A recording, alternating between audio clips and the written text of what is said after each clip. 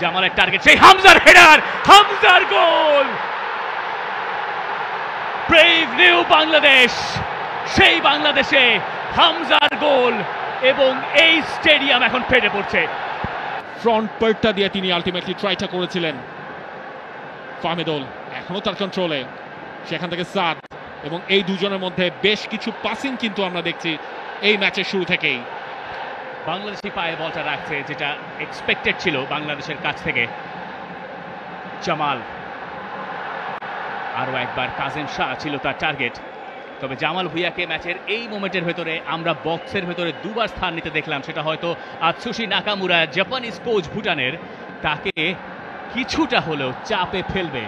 জামালকে এত তাড়াতাড়ি আমরা বক্সের ভেতরে এত প্রেজেন্স তার কমই দেখি, এবং তিনি যেখানে আজ স্টার্ট করেছেন সেটা গোল থেকে আরো কাছে। ক্লাবে তিনি যেখানে খেলছেন এই সিজনে ব্রাদার্স ইউনিয়নের হয়ে, সেখান থেকে আরো বেশ অ্যাডভান্স পজিশনে। কাজেম শাহর পাস রাকিবের কাছে, রাকিবের শট, আরো একবার সেটা আটকে দিয়েছেন তেনজিন। বাংলাদেশের প্রথম কর্নার কিক ম্যাচের ৫ম মিনিটে।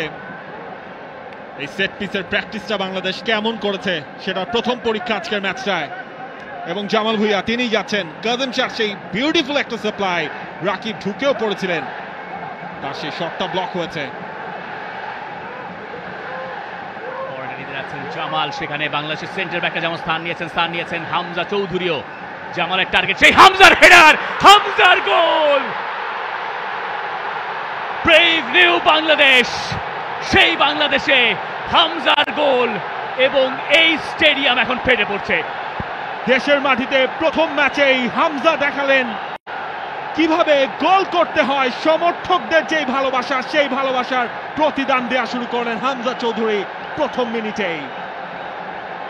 সেট পিস থেকে সবার ওপরে তালগাছ হয়ে দাঁড়িয়েছিলেন হামজা চৌধুরী, তাকে ধরার আর কারোর সুযোগ নেই। হামজা তার দ্বিতীয় ম্যাচেই গোলের দেখা পেয়ে গেলেন। হামজা যখন থেকে বাংলাদেশের জার্সিটা গায়ে চাপিয়েছেন, এরপরে প্রথম গোলটা তার কপালেই লেখা ছিল। আর কি কপাল, গোলটাও তিনি করলেন কপাল দিয়েই।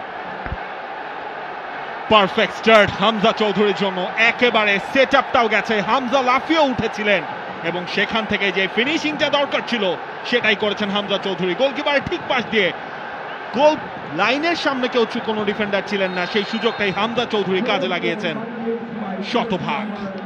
ভুটান অবশ্য এই ক্ষেত্রে বেশ হতাশ হবে। সেট পিস থেকে যদি আপনি একজন ফুটবলারকে মার্ক করতে চান স্পেসিফিকলি, সেটা এই হামজা চৌধুরী হওয়ার কথা ছিল, কিন্তু সেই কাজটা তারা ঠিকঠাক করেনি। হামজা চৌধুরী তার মার্কারদের অনেক পিছনে ছিলেন। তিনি যখন রান মেক করলেন জামাল ভুঁইয়ার বলটা, ততক্ষণে ফ্লাইটটা ল্যান্ড করেছে। হামজা আনমার্কড অবস্থায় বলটা দিয়েছেন, সেই জায়গায় ঠেকানোর কোনো সুযোগ ছিল না। সেই রিপ্লেটা আপনি বারবার দেখতে চাইবেন। জামাল ভুঁইয়ার ক্রস থেকে হামজার গোল। Jamal Hamza duo is alive. For more updates, subscribe to our YouTube channel and click on the bell icon. Follow us on Facebook and Instagram. Download T-Sports app to enjoy exciting games and highlights. Visit tsports.com.